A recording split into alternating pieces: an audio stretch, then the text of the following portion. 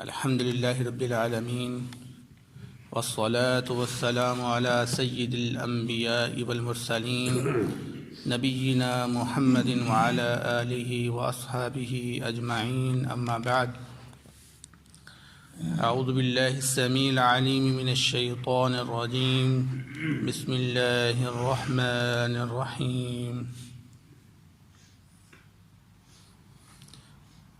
يريدون أن يطفئوا نور الله بأفواههم وہ چاہتے ہیں کہ اللہ رب العزت کے نور کو اپنے منہوں سے بجھا دیں وَيَأْبَى اللَّهُ اور اللہ رب العزت اس کے انکاری ہیں إِلَّا أَن يُتِمَّ نُورَهُ مگر یہ کہ وہ اپنے نور کو مکمل کرے گا وَلَوْ كَرِهَ الْكَافِرُونَ اگرچہ کافر اس کو ناپسند کرتے ہیں۔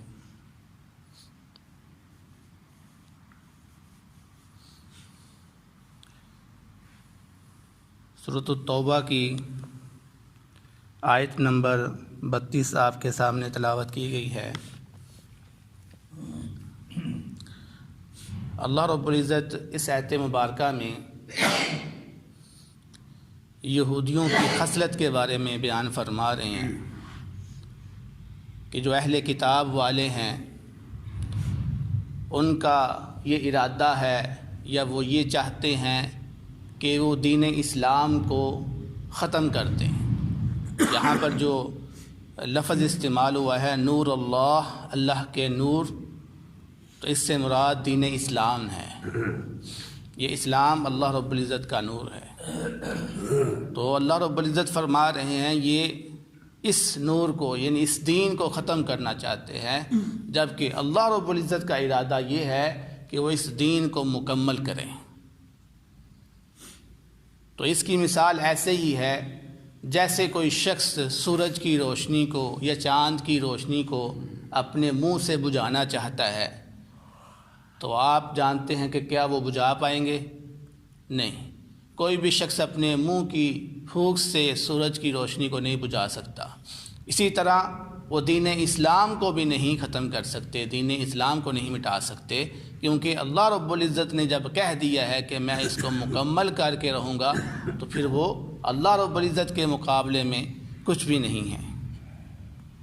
تو آگے فرمایا اللہ رب العزت نے هو الذی ارسل رسولہ بالہدی ودین الحق، وہی ہے جس نے اپنے رسول کو ہدایت اور دین حق کے ساتھ بھیجا، لیظہرہ علی الدین کلہ، تاکہ وہ غالب کر دے اس کو تمام دینوں پر، ولو کرہ المشرکون اگرچہ مشرک لوگ اس کو ناپسند کرتے ہیں۔ تو اس آیت مبارکہ میں اللہ رب العزت نے یہ بیان کیا ہے کہ میں نے دین کو اس لیے بھیجا ہے تاکہ وہ تمام ادیان پر غالب آ جائے۔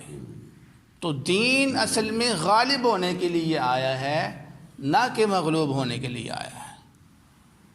اور یہ غالب دو طرح سے ہو سکتا ہے، ایک تو اپنے دلائل اور براہین کے طور پر غالب، اور دوسرا یہ قوموں کے اوپر قوت کے اعتبار سے غالب۔ تو جو پہلا اعتبار ہے یعنی اپنے براہین کے اعتبار سے، وہ تو ہر دور میں یہ غالب رہا ہے۔ جیسا کہ اسلام کے شروع میں بھی جب یہ قرآن نازل ہوا تو نبی پاک صلی اللہ علیہ وسلم نے اس قرآن کا چیلنج کیا تھا کہ کون ہے جو اس قرآن کے برابر کوئی قرآن لے کر آ سکے، کوئی ایک صورت اس جیسی کوئی لے کے دکھائے۔ تو کوئی بھی اس چیلنج کو قبول نہ کر سکا، اس پر پورا نہ آ سکا۔ تو قرآن یہ غالب رہا، یہ دین غالب رہا۔ اور دوسرا یہ ہے کہ قوت کے اعتبار سے غالب رہا، کفار کے اوپر غالب۔ تو نبی پاک صلی اللہ علیہ وسلم کے زمانہ میں ایسا بھی ہو چکا کہ مسلمان غالب آ چکے تھے، کفار مٹ چکے تھے، ان کی کمر ٹوٹ چکی تھی۔ ایون صحابہ اور تبع تابعین کے دور کے اندر بھی اسلام غالب رہا۔ یہ تو بعد میں آہستہ آہستہ جب مسلمانوں کے اندر ایمان کی کمزوری پیدا ہوئی تو مسلمان جو ہے نا وہ مغلوب ہوتے گئے، اور آج ہمارا حال بھی یہی ہے۔ ہم مغلوب ہو گئے ہیں، کس وجہ سے؟ کہ ہمارے دلوں کے اندر سے ایمان ختم ہو گیا ہوگا، جبکہ اللہ رب العزت نے اس دین کے غالب ہونے کی شرط لگائی ہوئی ہے، وَأَنْتُمُ الْأَعْلَوْنَ إِن كُنتُم مُؤْمِنِينَ، کہ تم ہی غالب ہو۔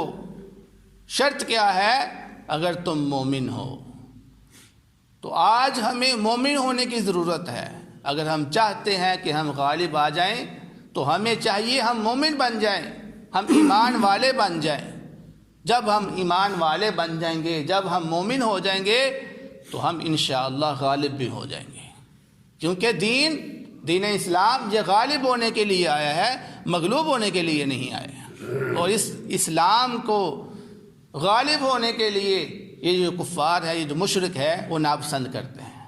وہ نہیں چاہتے کہ یہ دین اسلام غالب ہو، اس لیے وہ سازشیں کرتے رہتے ہیں، وہ اس کو ختم کرنے کی کوشش کرتے رہتے ہیں۔ تو اللہ رب العزت نے آگے فرمایا، یا ایھا الذین آمنوا ان کثیرا من الاحبار والرہبان لیأکلون اموال الناس بالباطل، کہ بے شک اکثر علماء ان یہودیوں اور عیسائیوں میں سے وہ یہ چاہتے ہیں کہ وہ لوگوں کے مال کو باطل طریقے سے کھا لیں، وَيَصُدُّونَ عَن سَبِيلِ اللَّهِ، اور لوگوں کو اللہ تعالیٰ کے راستے سے روکیں۔ تو یہاں پر جو لفظ استعمال ہوا ہے، اِنَّ كَثِيرًا مِّنَ الْأَحْبَارِ، اکثر علماء، احبار یہودیوں کے جو علماء ہوتے ہیں ان کو بولا جاتا ہے۔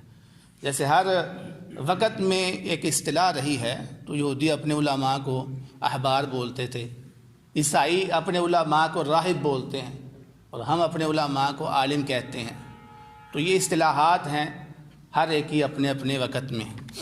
تو یہودی اور عیسائی اپنے علماء کو جو ہے نا وہ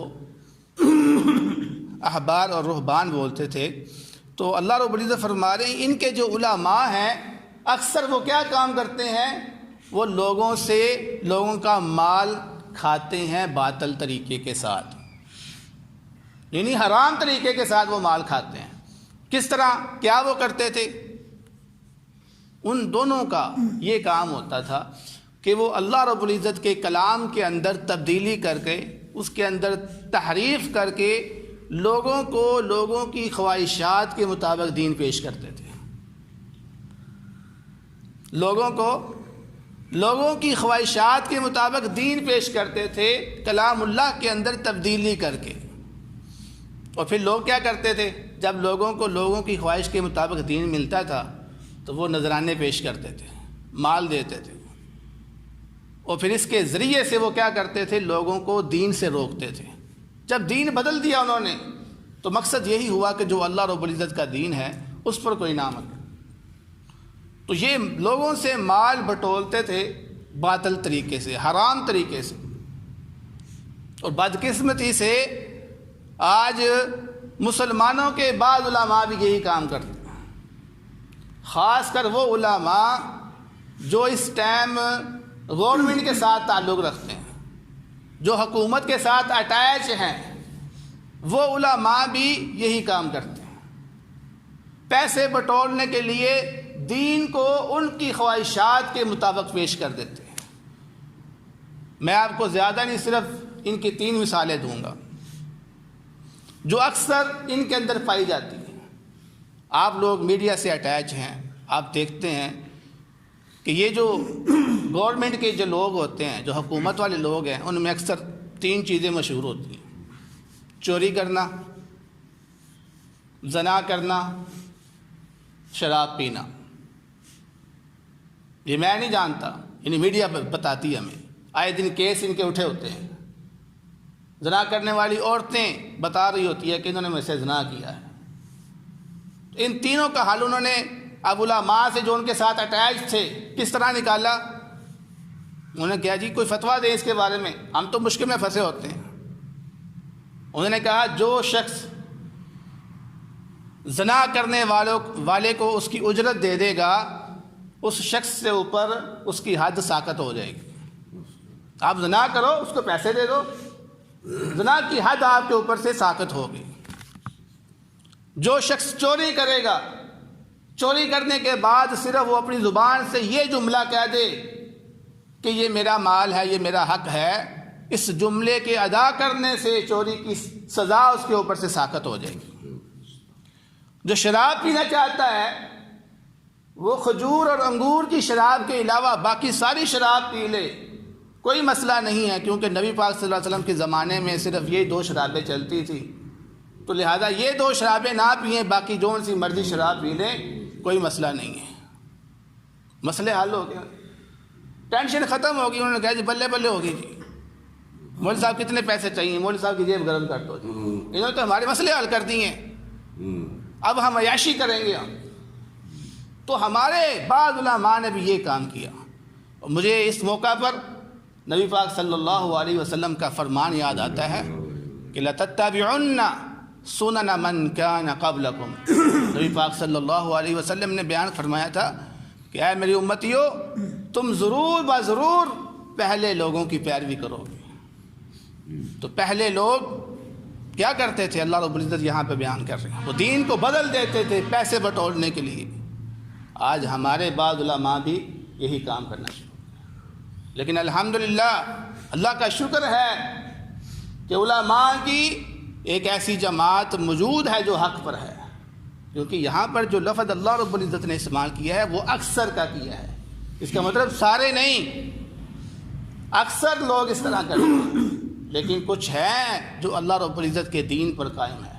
جس طرح سے اللہ رب العزت نے دین کو اتارا اسی طرح اس پر وہ عمل کرتے ہیں، لوگوں کو فتویٰ دیتے ہیں، کیونکہ نبی پاک صلی اللہ علیہ وسلم کا فرمان بھی ہے کہ قیامت تک ایک جماعت حق پر قائم رہے گی، قیامت تک ایک جماعت ہر دور میں حق پر قائم رہے گی، یہ بدل نہیں سکتی۔ الحمدللہ یہ جماعت یہ کام کر رہی ہے، ہماری جماعت یہ کام کر رہی ہے کہ قرآن و سنت پر قائم ہے، قرآن و سنت کے مطابق فیصلے دے رہی ہے، وہ پیسے بٹورنے کے لیے لوگوں کو دین نہیں چینج کرتی، بلکہ جس طرح سے دین نازل ہوا ہے اسی طرح اس کو آگے پہنچا رہی ہے۔ تو آگے اللہ رب العزت بیان کرتے ہیں والذین یکنزون الذهب والفضة، اور وہ لوگ جو اپنے سونے چاندی کو خزانہ بنا کر رکھتے ہیں، ولا ينفقونها فی سبیل اللہ، اور اس خزانے کو وہ اللہ کے راستے میں خرچ نہیں کرتے، فبشرہم بعذاب علیم، تو ان کے لیے خوشخبری ہے دردناک عذاب کی۔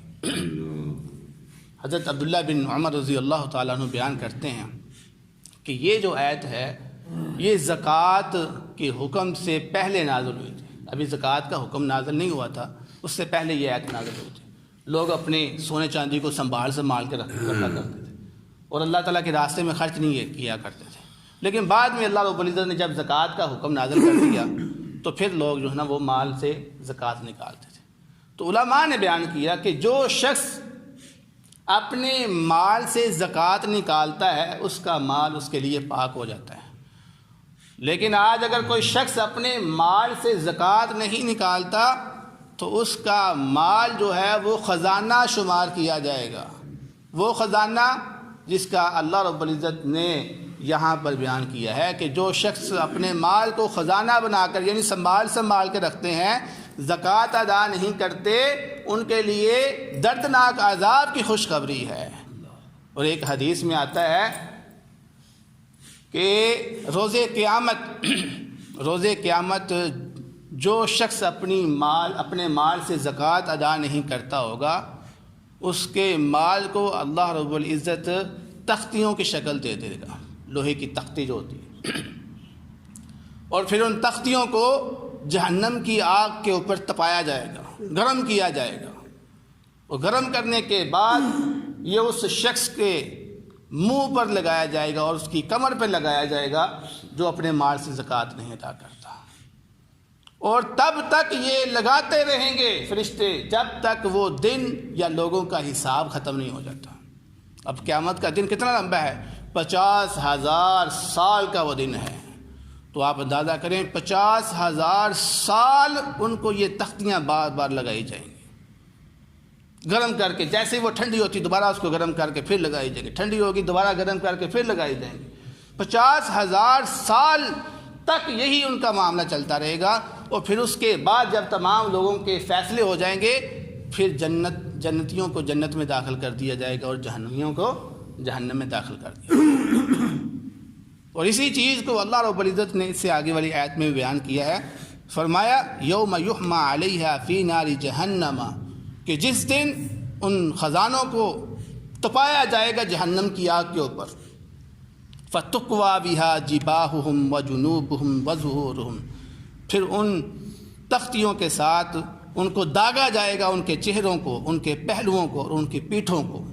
داغنے کا پتہ ہوتا ہے، لوہا گرم کر کے وہ زخم پہ لگاتے ہیں، اس کو کہتے ہیں داغا جاتا ہے، اس سے زخم ٹھیک ہو جاتا ہے۔ تو تقوا اصل میں کوا یکوی سے ہے، جس کو ہم عام طور پر استری بولتے ہیں۔ تو استری کی جو پلیٹ ہوتی ہے لوہے کی ہوتی ہے، وہ گرم ہوتی ہے، تو ہم اس کو کیا کرتے ہیں، کپڑے پہ لگاتے ہیں، پریس کرتے ہیں۔ تو اسی طرح وہ لوہے کی پلیٹ ہوگی جس کے ساتھ ہمارے چہروں کو پریس کیا جائے، ہمارے جس طرح ہم کپڑے پریس کرتے ہیں ہمارے چہروں کے ساتھ لگا کر اس کو جو ہے نا وہ پریس کیا جائے گا۔ تو اس طرح کی یہ سزا دے گی، اللہ رب العزت بیان کریں گے۔ فرمایا ھذا ما کنزتم لانفسکم، یہ ہے وہ جسے تم اپنے، یہ ہے تمہارا وہ خزانہ جسے تم سنبھال کے رکھتے تھے۔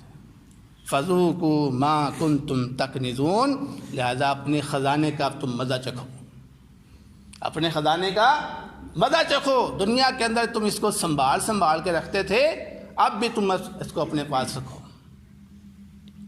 تو یہ بڑی سخت وعید یہاں پر اللہ رب العزت نے بیان کی ہے۔ اس لیے کوئی بھی شخص یہ جرت مت کرے کہ اس کے مال کے اوپر زکوٰۃ لگتی ہے اور وہ کہے کہ نہیں میں نے زکوٰۃ نہیں نکالنی، مجھے کون پوچھنے والا ہے، مجھے کون دیکھنے والا ہے، مجھ سے کون حساب لینے والا ہے۔ نہیں، دنیا میں نہیں تو لے گا کوئی، لیکن قیامت والے دن اللہ رب العزت ضرور لے گا۔